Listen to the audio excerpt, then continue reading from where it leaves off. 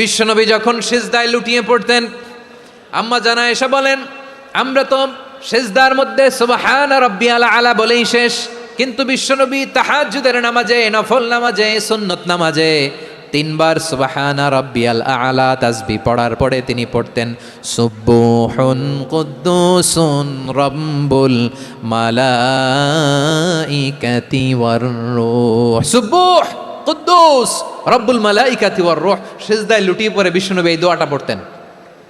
নফল নামাজে, সুন্নাত নামাজে কিংবা তাহাজ্জুদের নামাজে সুবহান রাব্বিয়াল আলার পরে কি পড়তেন? সুবহুন।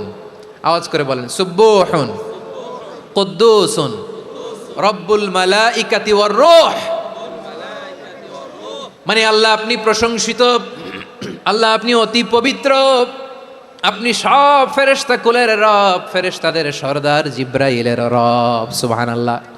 আজকে থেকে পড়বেন সিজদায়, হ্যাঁ।